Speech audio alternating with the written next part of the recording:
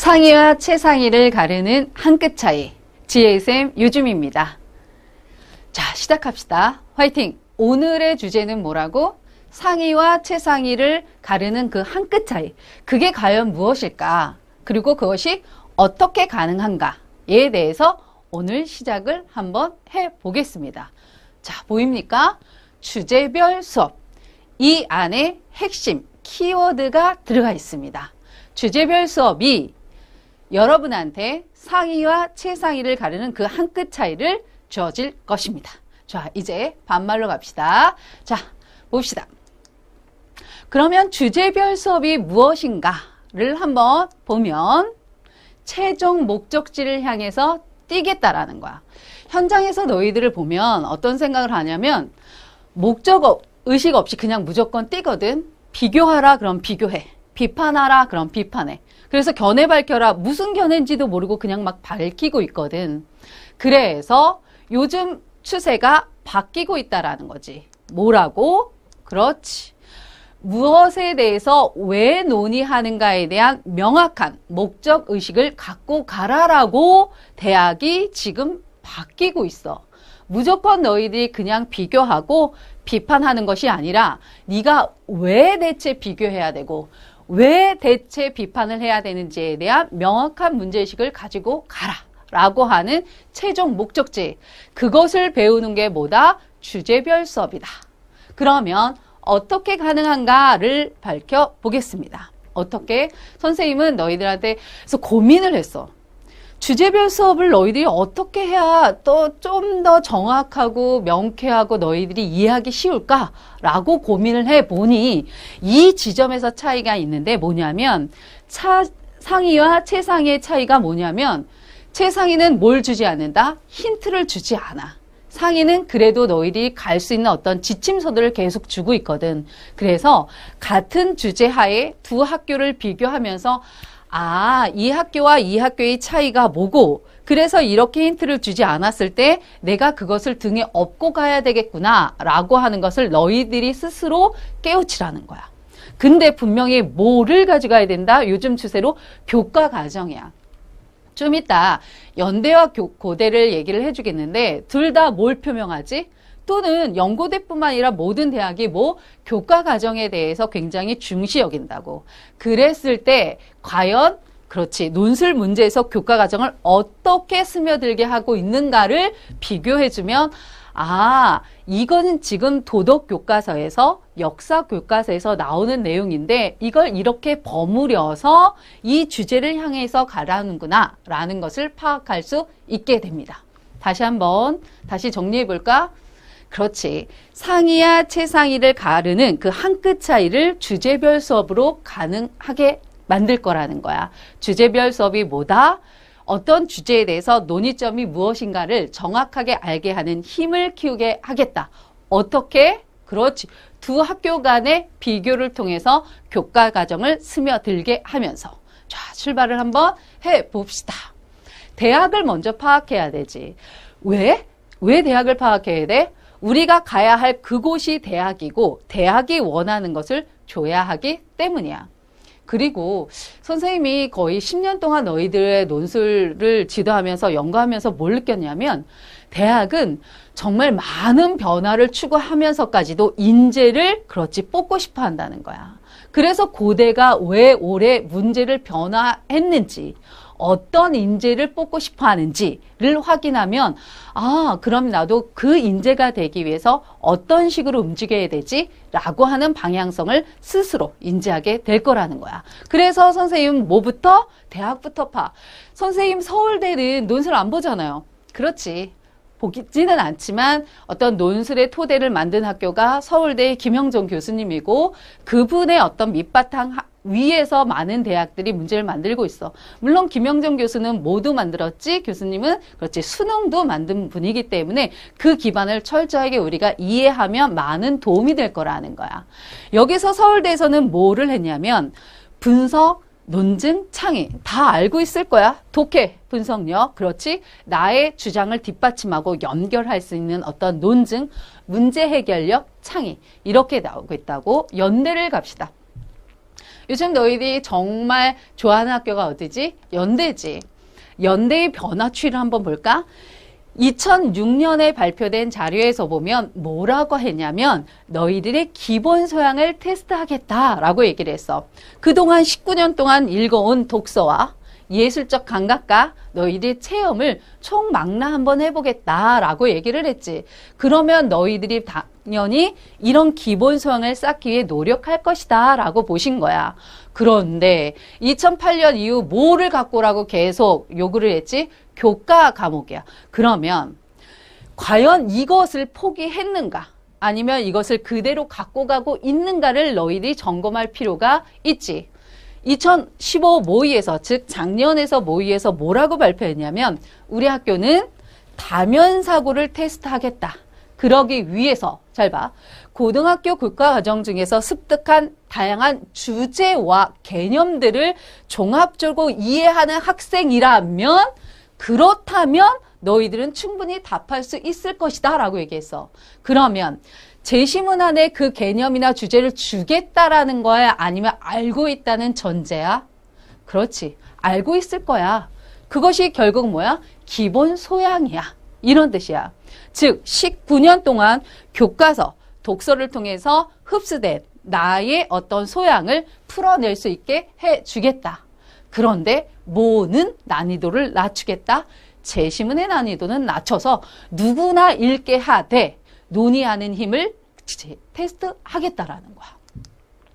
고대를 가봅시다. 이렇게 선생님이 주제별 수업을 해야 되겠어 라고 결심한 이유가 바로 고대의 변화입니다. 연대는 아직까지는 이렇게 획기적으로 변하지는 않았지만 고대에서 이렇게 변화한다라고 한다면 주변 학교들도 아 그래? 저렇게 해서 만약에 인지를 뽑을 수 있다면 나도 뭐 해야지? 변화해야 되겠지. 자, 고대가 2008년 즉 교과과정을 흡수시켜라 라고 하는 정부의 발표 하에서 어떻게 했냐? 제시문을 유기적으로 줬어. 빈틈없이 막 짜서 줬고 그 안에서 너희들의 연결 관계 속에서 출제 의도를 간파해서 너희들을 테스트하겠다. 즉 뭐냐면 고대에서 발표한 자료에 따르면 결국 뭐야? 잘 차려진 밥상에 이것이 한식인지 양식인지 너희들이 구분해라. 그리고 내가 왜 한식을 차렸는지 왜 양식을 차렸는지 너희들이 파악해라. 이게 기존이었다면 지금은 어떻게 하겠다? 닭을 준다든가, 그치? 뭐 양파 여러 가지 재료를 줄 테니 네가 한식을 만들든 양식을 만들든 네 마음이다.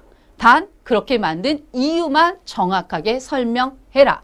이거라고. 이제 조금 느낌이 오니? 좋아. 그러면 뭐냐면 단편적인 지식에 끝나는 것이 아니라 그것을 종합하여 새로운 관점으로 만들어내라 이런 뜻이야. 제시문이 여기서 유기적으로 빈틈없이 3, 4개를 줬다면 여기서는 제시문의 관계를 느슨하게 2개를 줬다고. 그러면 그 느슨한 관계를 너희들이 직접 어떻게 해서 요리 과정을 거쳐서 뭔가를 보여달라는 거지. 결국은 뭐야? 아까 선생님이 뭐라 그랬지? 주제를 찾아서 논의하는 스스로 뭔가를 만들어내는 힘을 너희들이 가져달라는 거지.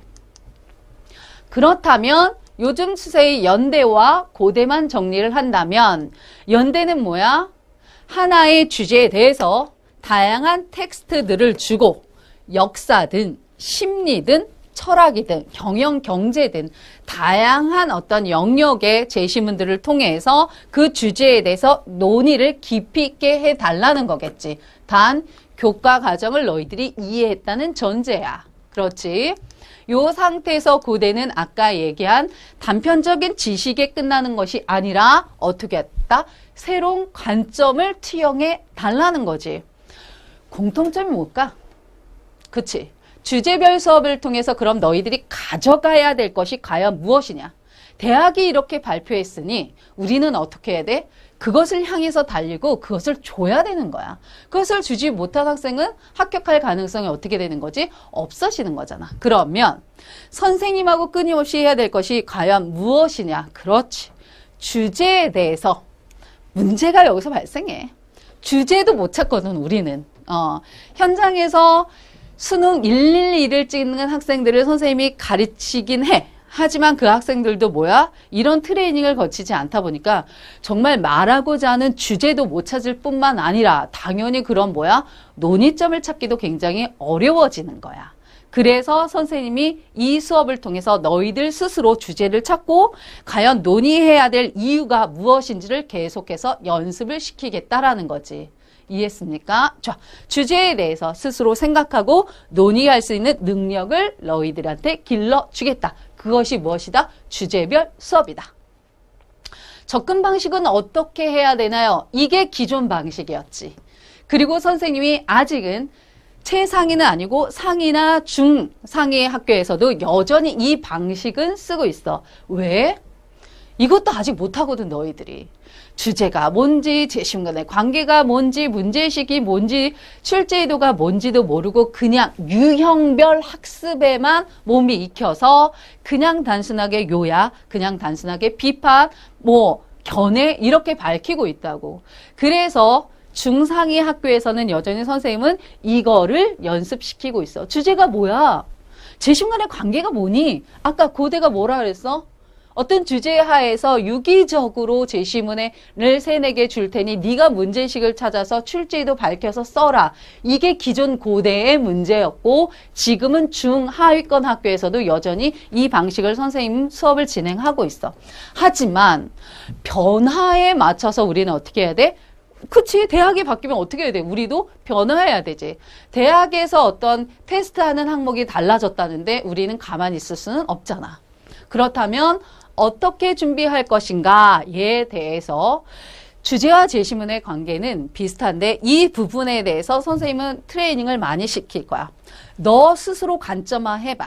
그치? 행복이라는 주제가 있긴 하지만 그 행복에 대해서 논의점은 다양할 수 있잖아. 그랬을 때 그 다양한 논의점을 너 스스로 한번 만들어봐. 그리고 그렇게 만든 이유를 네가 서술해봐. 이것이 고대의 변화된 유형의 핵심입니다. 뭐라고? 느슨한 제시문의 관계 속에서 너 스스로 주제를 설정해서 깊이 있게 파면서 다른 견해를 하나 더 갖고 와서 제시문을 묶어서 봐. 난 이렇게 얘기하는데 왜냐하면 이게 문제이기 때문이야. 이렇게 쓰라는 거야. 이해했습니까? 변화된 게 보이니? 뭐야? 스스로 관점을 제시할 수 있는 능력. 그것을 주제별 수업에서 트레이닝 시키겠다는 겁니다. 그러면 대학별 비교 분석을 통해서 이거구나 라는 걸 한번 보겠습니다. 연대 작년에 어떻게 냈니? 개인의 행복과 타인의 행복 간의 관계라는 관점에서라고 범주를 어떻게 됐어? 좀 더 좁혀줬어. 그럼 전체 주제가 뭐야? 행복이야. 그치? 이거는 어디에서? 논제에서 직접 주제를 찾았어. 근데 그 안에서 뭐라고 했지? 개인의 행복과 타인 간의 행복의 관계라고 하는 범주를 좁혀줬긴 했지만 제시문이 어떤 성향의 글인지는 정확하게 알 수가 없으니 너희들이 잘 버무려서 논의점을 좁혀달라는 거야. 그에 반면 그렇지, 고려대를 한번 볼까? 헐, 그렇지. 제시문 2개만을 그냥 활용해서 어떻게 사회 발전이다라고 하는 범주를 크게 주고 스스로 너희들이 범주를 좁혀와 달라는 거야. 연대와 고대의 차이가 보이니? 어디가 조금 더 힌트를 줬니? 그렇지? 연대에서 힌트를 조금 더 줬습니다. 연대의 발표자를 보면 이해할 수 있을 거야. 좋아. 제시문 나의, 이게 잘 보이지 않는데 제시문 나의 소설과 제시문 나의 철학지문의 경우 너희들이 내용을, 너희들이 여기 들어갈 말을 한번 찾아볼까? 내용을 평면적으로 이해하고, 즉 그냥 제시문을 나열했을 뿐이야. 뭐 하는데 실패함으로써 적절한 대비점과 논의점을 찾아내지 못했다라고 얘기를 했을까? 이 안에 들어가야 될 게 뭐니? 지금까지 선생님이 강조한 게 뭐야? 그렇지. 논의점을 정확하게, 그치, 논의점을 딱 포인트를 찾아내지 못함으로써, 즉 논의점을 포착하지 못함으로써 평이한 글을 썼다라고 하는 거야. 이 지점에서 선생님이 주목할 게 대학들은 그냥 어떤 주제에 대해서 평면적으로 나열하는 것이 아니라 그것을 하나로 쭉 유기적으로 연결해서 논의할 수 있는 포인트를 잡기를 원하는구나 라고 하는 지점이야. 이해했습니까? 좋아. 고대는 여기서 한번 너희들이 한번 찾아볼까? 따라서 이 논제에서 충실한 답안은 종전의 유형에 맞춘 답안과는 기본적으로 다를 수밖에 없다. 이거지. 뭐야? 지금까지 너희들이 연습했던 비교가 뭐야? 너 비교해봐. 너 비판해봐. 이렇게 했던 것과는 다르다라고 하는 거지. 여기서 뭐라고 나와야 될까? 주어진 그렇지. 주제에 대해서 이건 선생님이 얘기한 게 아니라 누가 얘기한 거지? 대학 측의 발표야. 그렇지. 주제에 대해서 완성된 글을 쓰지 못했다라고 얘기를 해. 그러면 연대 보입니까? 뭘 찾으라고? 주제에 대해서 어느 정도 범주를 좁혀줬으니 너 스스로 논의점을 만들어서 논의하는 힘을 길어. 고대에서 뭐라 그랬지? 주제에 대해서 완성된 글을 써. 결국 뭐야? 같이 기결하는 거야. 주어진 주제에 대해서 논의의 과정을 스스로 너희들이 해달라는 거지. 이렇게 거의 선생님이 15분 정도까지 길게 늘어뜨렸지만 결국 무슨 말이야? 딱 하나로 얘기해봐. 너희들은 앞으로 뭘 연습해야 된다? 그렇지. 어떤 주제에 대해서 왜 이 문제를 냈는지에 대한 논의점을 설정해서 그것을 증명하는 글을 펼쳐내는 게 그렇지. 너희들이 그렇게 능력을 향상시켜야 된다라는 거야. 거의 15분 동안 이렇게 결국 이게 뭐야? 근거지. 너희들이 그렇게 해야 된다는 근거로 선생님이 얘기를 해준 거야. 연대와 고대의 변화 추이가 보입니까? 그러면 예전처럼 돌아갔으면 좋겠지. 그냥 비교하고 비판하고 견해 밝히는 이런 것들로. 하지만 왜 학교들이 그 변화를 주도했냐면 단순하게 읽고 단순하게 쓰는 학생으로 변별력이 가려지기 어렵다라는 거지. 요즘에 뭐가 쉬워져? 수능이 쉬워지면서 논술의 중요성이 부각되는 이 시점에서 인재를 뽑기 위한 수준 높은 학생을 뽑기 위해선 이 방법이 좋다라고 얘기를 하는 거야. 한번 예를 들어보자. 서강대가 최상이지. 뭐에 있어서는? 논술에 있어서는 연고서야. 그치? 서강대가 굉장히 논술 문제로 좋은 학교인데 한번 봅시다. 비교를 한번 볼까?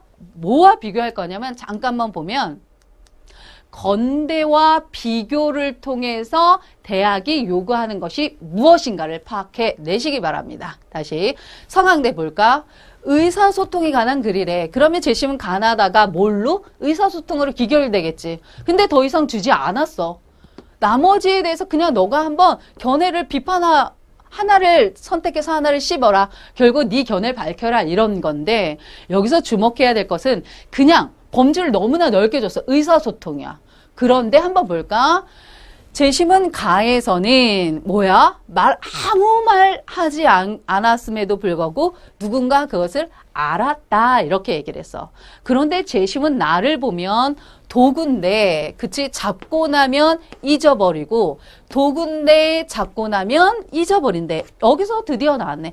말은 뜻을 잡기 위한 도구이다. 힌트가 나왔어. 오케이.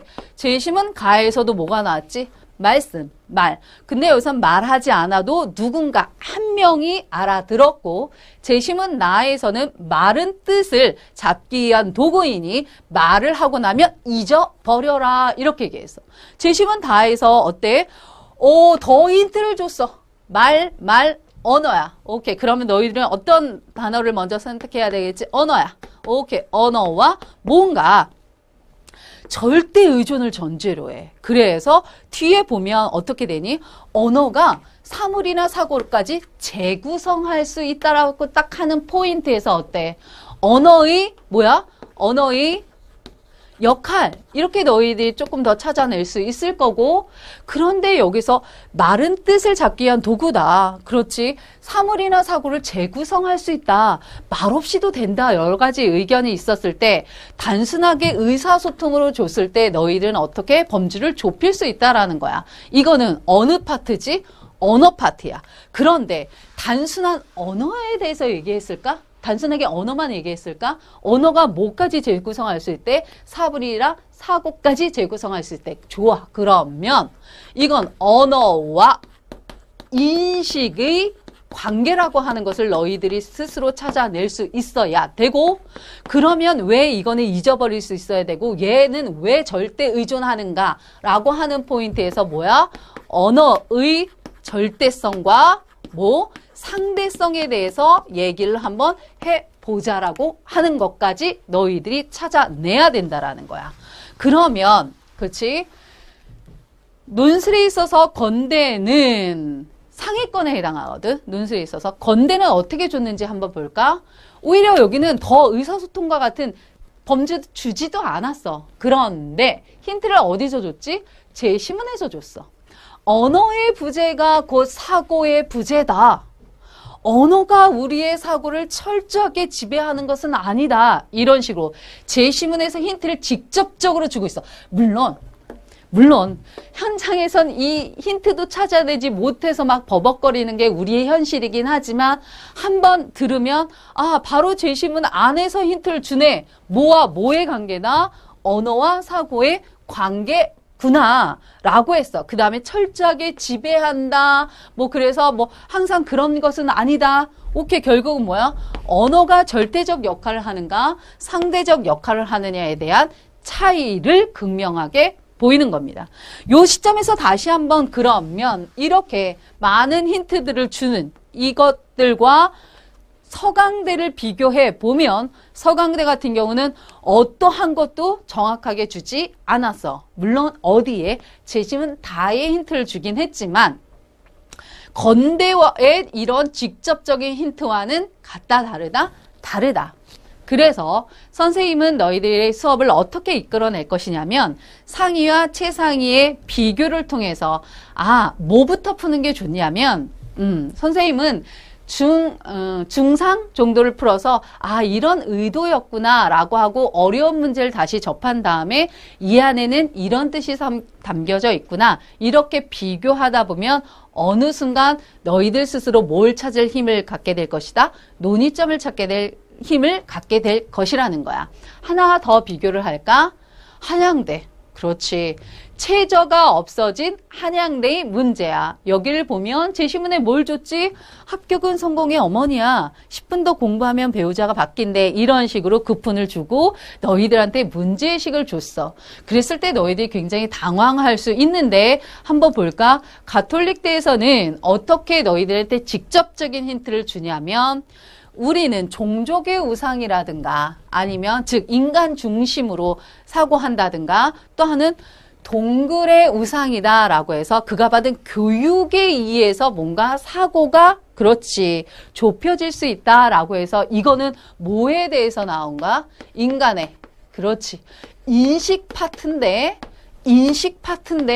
좀 전에 서강대와 건대는 언어와 인식 파트였다면 여기는 뭐야? 그렇지. 인식과 무슨 파트? 환경 파트를 가지고 와서 너희들한테 질문을 해준다는 거겠지. 근데 여기 한양대 걸 다시 볼까? 이건 어때? 급은 어디에 있는 거지? 우리의 교실 안에 있는 거지. 그렇구나. 합격은 성공의 어머니, 10분 더 공부하면 배우자가 바뀐다. 이런 식으로 학교의 교육 환경이 너희들의 인식을 뭐 할 수 있다? 제한할 수 있다라고 하는 문제의식과 직접적인 가톨릭대의 제시문을 통해 힌트의 비교를 통해서 이런 식으로 난이도를 높게 낼 수 있구나 라고 하는 걸 초반에는 스스로 인지해야 돼. 이렇게 하지 않으면 선생님이 많은 기출문제를 줄 텐데 미친 듯이 버벅거릴 거거든. 그렇구나 라고 하는 비교 포인트를 이해하시면 됩니다. 이제부터 그러면 주제별 수업의 커리큘럼을 소개해 주겠어. 이걸 보는 순간 포기하고 싶겠지만 생각해봐. 연대나 고대를 정시에 가기에는 어때? 너무나 벅차다고. 그렇다고 한다면 최저가 조금 상대적으로 낮은 어때? 고대는 수능 2등급 2개면 되는 거잖아. 그치? 그러면 당연히 이러한 노력은 펼쳐줘야 되겠지. 자, 봅시다. 어떻게 너희들이 이해하면 되냐면 나로 먼저 출발하면 돼. 어때? 나의 인식체계, 나의 판단으로부터 너와 뭐를 맺지? 관계를 맺으면서 교환을 이루게 된다고. 그러면서 그것이 관습화되고 제도화된다고. 그러나 그것이 시간이 흐르면서 뭐의 여지를 발생시켜?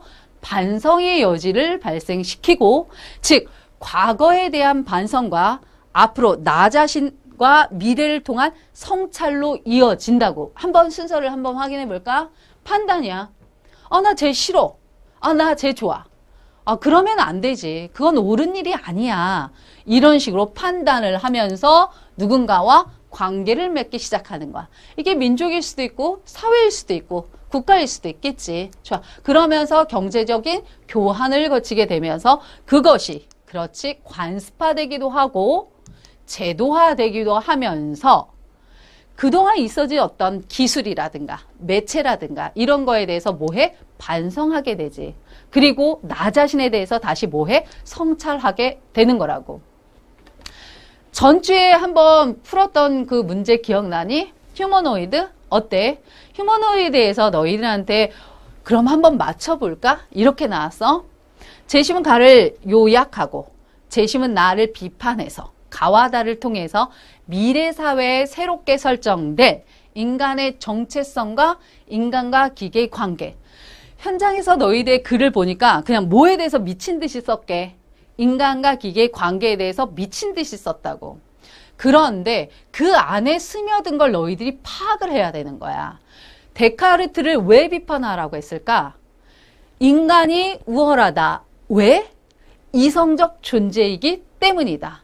그런데 그 이성이 뭐를 발전시켰지? 기술, 기계를 발전시켰지. 이해했습니까? 그런데 그 기계, 인간과 기계 관계 속에서 기계가 지금 뭐로 등장해서 문제 상황을 만들고 있다라는 거야. 그럼 과연 여기서의 주제는 과연 무엇일까? 그렇지. 고민했어? 아까 힌트 줬지. 인간이 우월하다. 이성적 존재이기 때문이다. 이성적 존재인 우리가 기술을 발전시켰어. 근데 그것이 우리한테 다시 뭘로 돌아와서? 문제로 돌아와서. 그렇지. 반성이야. 이해했습니까? 이 지점이구나. 이렇게 너희들이 생각할 수 있는 힘을 기르게 되는 거라고. 좋아. 그러면 주제를 찾았어. 반성이야. 그래서 논의점이 뭐라고? 그렇지. 우월한 우리들이 만든 이 자리에서 우리는 그럼 과연 어떠한 자세를 가져야 하는 것인가. 이렇게 너희들이 스스로 어때? 논의점을 좁혀가면 훨씬 더 남과 다른 답이 되겠지. 대부분 상위권 학생을 가르쳐도 뭐라고 써? 인간과 기계는 블라블라 어때야 돼? 뭐 동등해야 돼? 같이 가야 돼? 이렇게만 쓰고 있다고. 근본적인 이 문제를 낸 의도라든가 논의점을 파악하지 못한다라는 거야. 그래서 선생님은 너희들과 어떻게 할 것이냐? 최상위 대학에서 빈출되는 주제 논의점을 파악하는 능력을 향상시켜 드리겠다라는 겁니다. 뭘 통해서? 주제별 수업을 통해서. 이거를 잘 안 보이지. 내가 일부러 이걸 쪼갤까 하다가 한 페이지에 그냥 확 넣은 게 뭐냐면 이게 바로 무슨 파트냐면 얘들아 볼까? 판단하에서 인식 파트의 기출문제를 선생님이 98년부터 2014년까지 어떻게 한 거야? 분류를 한번 해본 거야. 이게 왜 중요하냐면 어느 학교가 어떤 주제를 왜 냈는가를 정리하는 순간 그렇구나. 논의점이 미친 듯이 많을 거라고 생각하니? 그렇지 않아. 논의점이 그렇게 미친 듯이 많지는 않다고. 그랬을 때 너희들이 가려고 하는 대학이 어떤 주제에 대해서 어떤 논의를 펼쳤는지에 대해서 끊임없이 선생님하고 학습을 하다 보면 어느 순간 딱 문제를 보는 순간 이거 이 주제에 이 논의점이야 라고 하는 힘이 길러지게 된다는 거야. 98년부터 2014년. 그럼 선생님은 지금부터 또 어떤 작업을 해야 되겠어? 작년 2015학년의 기출문제를 놓고 다시 한번 분류를 한번 해보게 되겠지. 그리고 제일 많이 나오는 문제 중에 하나가 뭐야? 인식 파트야. 왜? 우리는 인식으로부터 출발하기 때문이지. 이해했습니까? 자, 이거 자랑하려고 하는 거지. 98년부터 2014년까지 작업을 했다라고 하는, 그치? 판단 속 인식편을 한번 샘플로 가자라고 하는 거야. 자, 보자. 우리 사람은 뭘로 둘러싸여 있지? 아까 기억하니? 아까 기억해? 종족의 우상 뭐 이런 거 있잖아. 동물의 우상 뭐 이거. 어때? 우리를 둘러싼 환경 속에서 뭔가를 지각하고 그 다음에 언어를 통해서 그것을 표현하며 상황에 대해서 객관과 주관을 나누기도 하고, 그치? 형식과 내용으로 나누기도 해. 한번 보여줄까? 우리의 인간은 선생님이 얘기한 그대로 환경 속에서 뭔가를 지각하기도 하고 언어로 표현을 하기도 하며, 그렇지, 형식과 내용을 구분하기도 하고 주관과 객관으로 어떤 사항을 판단하는 거지. 이렇게 나눈 이유가 선생님이 임의적으로 나눈 게 아니라 누가 나눈 거지? 대학의 기출문제를 분석해 보니 이런 식으로 접근을 해 놨다라는 거야. 근데 조금 다른 건, 좋아, 이거는 생각하기. 좋아, 예시 자료 한번 볼까? 창시 개명과 그 다음에 영어 공용화를 한번 샘플로 보여주겠다라는 거야. 좀 전에 기억나? 우리 인식 파트가 뭐라고? 우리를 둘러싼 환경. 그치? 다시 정리해볼까? 우리를 둘러싼 환경 속에서 동물의 우상이든 종족의 우상이든 우리 인간이다라고 하는 어떤 우상, 또는 우리가 교육받은 어떤 그 종족의 우상들 안에서 한양대 문제 기억나니? 그치. 교실이라고 하는 교육의 어떤 그 안에서, 환경 안에서, 우리가 그 분 안에서 뭐가 변화하고 있지? 인식이 변화하고 있어. 이런 것들. 그 다음에 또 기억하니? 그렇지. 서강대와 뭐였지? 건대의 문제들로 한번 너희들이 한번 고민을 해보자라고 하는 사례야. 자, 창시 개명이 나왔어. 찬성할까? 반대할까? 영어 공용화에 찬성할까 반대할까 라고 했을 때 너희들이 그냥 아무렇게나 접근하면 안 돼. 논의점을 어떻게 해야 돼? 좁혀야 되겠지. 물론 이건 이렇게 얘기할 수도 있어, 얘들아. 이거 창시개명은 우리 스스로가 얘기한 거야? 아니지. 이건 주체적인 어떤 선택의 문제가 아니었다고. 수동적인 어떤 상황이었다고. 이건 뭐야? 우리가 스스로 선택할 수 있는 상황이라고. 이런 식으로 다양하게 접근이 가능해. 이게 딱 어떤 점에서 그걸로 논의할 수 있어 라고 얘기하는 게 아니라 다양하게 접근이 가능해. 아까 뭐라 그랬어? 고려대가. 다양한 너희들의 새로운 관점을 통해서 왜 그것을 논의점으로 선택했는지, 왜 그것을 문제 제기했는지를 설명하면 되는 거겠지. 그러면 아까 얘기한 것처럼 이거는 시대적 상황도 다르고, 그치? 이거는 뭐 수동적이었고 아니면 이거는 어떤 압력적인 상황이었고, 우린 거 주체적, 물론 이렇게 얘기해도 되지. 세계화도 뭐야? 우리가 주체적으로 선택할 수 없는 어떤 메커니즘이다. 이렇게 선택을 하면 되는 건데, 선생님은 어떻게 하냐면 개명이라고 해서 이름을 바꾼다라고 얘기하는 거. 이건 뭐야? 말? 언어? 자, 영어라고 하는 언어야. 이렇게 두 가지를 먼저 포인트를 잡고 들어가야 되겠지. 그렇지? 그런데 여기서 찬성과 반대한다. 영어의 공용화에 찬반을 한다. 그 이유가 무엇일까를 스스로 너희들이 고민을 해야지. 이유가 뭐지? 스스로 질문을 던지는 거야. 이 안에 숨겨진 전제가 무엇인가? 이 말을 너희들이 하기가 조금 너희들이 벅찰까 봐 아무 말 하지 않았는데, 아까 서울대 김영정 교수님께서 발표한 논문을 보면 어떤 얘기가 나오냐면, 어려운 말일까 봐 잘 모르겠다 그러면 잊어버려도 되는데, 거기서는 숨겨진 전제를 너희들이 찾아내는지 찾아내지 못하는지 확인하겠다, 이렇게 얘기를 했다고. 그럼 과연 이것이 무엇인가?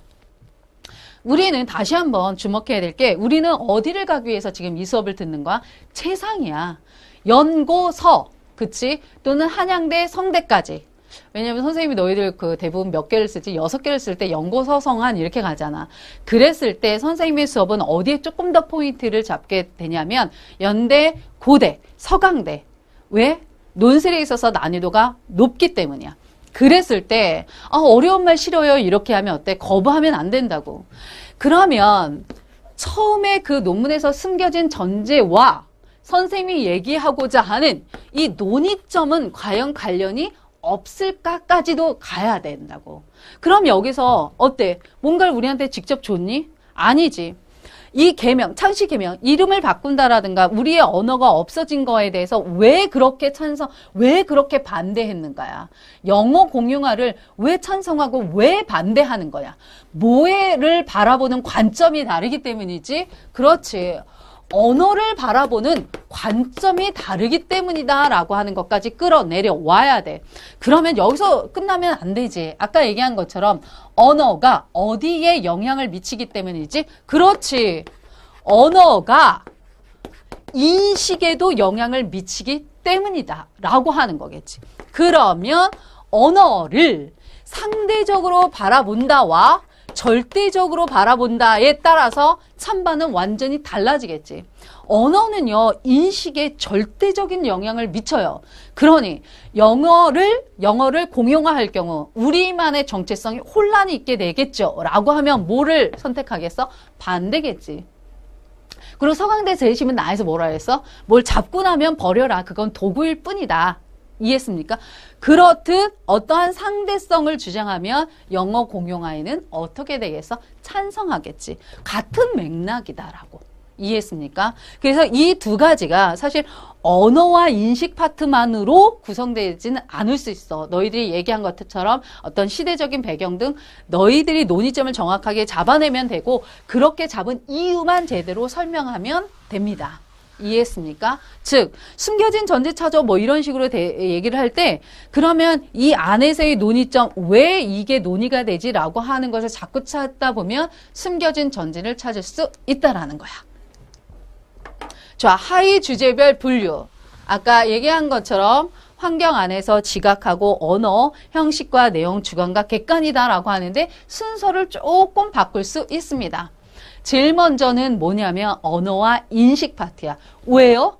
대학이 그만큼 출제 빈도가 많았기 때문이지. 그만큼 언어가 미치는 영향력이 대단하다는 거야. 그래서 기출문제를 보면 언어와 인식 파트에 대해서 굉장히 뭐 2대, 이화여대가 특히 많이 냈었던 것 같은데 이런 식으로 언어와 인식 간의 관계, 인식과 환경 간의 관계 아까 우리 했지. 그 다음에 형식과 내용. 이거 기억하니? 경희대에서 그치? 뭐 이론론, 이원론 이런 식으로 몸과 마음이 분리될 수 있느냐? 아니다. 함께 갈 수 있느냐? 뭐 이런 식으로 갖고 주관과 객관의 문제는 뭐와 연결돼서 많이 나오지? 역사와 관계돼서 많이 나오지. 역사를 주관적으로 바라보는 것인가? 객관적으로 보는 것인가? 이렇게 인식 파트 안에서 역사와 연결될 수 있다라는 거야. 인식과 지각의 문제들. 예를 들어서 그런 거 있잖아. 원근법이다. 라고 했을 때, 그치? 원근법은 어디서 나온 거지? 동양이니? 서양이니?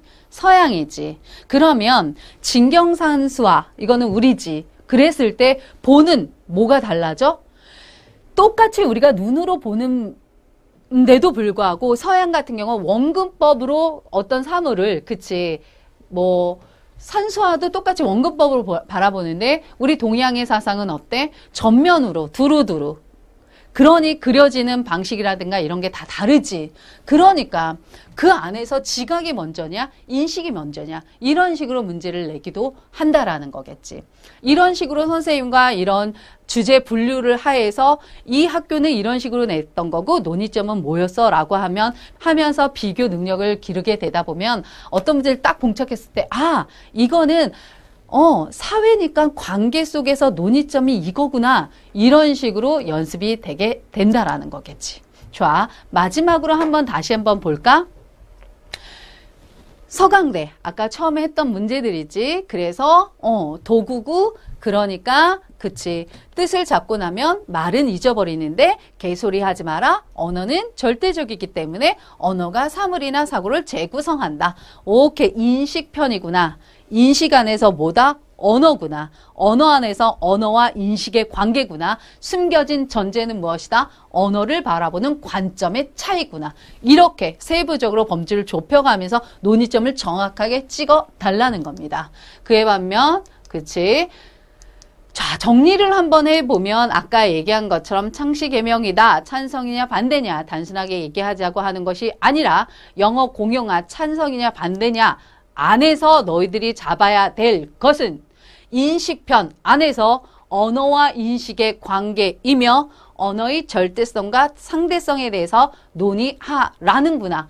이렇게 선생님이 수업을 진행을 하겠다라는 거야. 자, 마무리 한번 해볼까? 다시 갑시다. 변화를 읽어내야 되는 거야. 누구의 변화를? 우리의 그 주제, 우리가 목표로 하는 학교가 어디지? 최상위지. 처음에 선생님이 스타트를 뭐라고 끊었지? 최상위와 상위의 간극을 좁혀주겠다. 그래서 너희들이 아니면 최상위를 가겠다라고 하는 학생들은 그 간극을 어떻게 해야 돼? 벌려야 되겠지. 좋아. 내가 최상위를 향해서 가겠다라고 하는 테마 속에서 선생님이 이 수업을 진행을 했어. 그 수업을 어떻게 가능하겠다? 주제별 수업이다. 그러면 그 간극이 뭐다? 연대와 고대의 변화의 중심에는 뭐가 있다? 주제에 대해서 스스로 논의할 수 있는 힘을 길러 달라는 거야. 그 학생을 뽑겠다라고 하는 거지. 그러면 우리는 그거에 대한 어떤 능력을 배양해야 하는데 주제별 수업으로 가능하겠다라는 거야. 그럼 주제별 수업이 과연 무엇이냐라고 했을 때 나로 출발해서 나로 돌아오는 어떤 스토리 속에서 그 주제 하에서 정확한 논의점이 무엇인지에 대한 어떤 피드백을 통해서 특히 중하위권과 최상위권의 어떤 비교를 통해서 아, 이런 문제는 이런 의도였구나. 그러니, 그치? 비슷한 유형의 문제가 났을 때 정확하게 아까 휴머노이드, 지난주에 했던 것처럼 휴머노이드라고 했을 때 인간과 기계의 관계에 대해서 블라블라 그냥 떠드는 것이 아니라 반성 파트 안에 기술편이구나 라고 하는 것까지 끌어낼 수 있어야 하며 그렇지. 그냥 단순하게 언어다가 아니라 인식 파트 안에서의 언어와 인식의 관계 속의 언어의 역할이구나. 이런 식으로 범주를 좁혀 갈 수 있다라는 거야. 마지막으로 연대 같은 경우는 어떻게 됐다? 연대. 아까 그 행복이다 라고 하는 거에 작년 문제를 한번 보면 재심은 가는 노예제도의 역사 교과서에서 나왔었던 거고 재심은 나는 허생의 청가 그런 식으로 해서 문학 파트에서 나왔었어. 재심은 다에서는 도덕 교과서 윤리와 사상편에서 나와서 하나의 주제에 대해서 다면적인 영역이 다른 교과서니까 그렇지. 다면 사고를 통해서 이 주제에 대해서 개인과 사회의 관계뿐만 아니라 그렇지 불평등이라든가 아니면 공리주의적인 사고 안에서 이 관계 안에서 개인의 행복은 어떤 측면의 의의가 있는가까지 너희들한테 바라보기를 원했던 문제였습니다. 이제 전반적으로 주제별 수업이 어떤 것이며 왜 필요한 것에 대한 이해가 조금이나마 보탬이 됐으면 좋겠습니다. 오케이, 수업 여기까지 하겠습니다. 수고하셨습니다.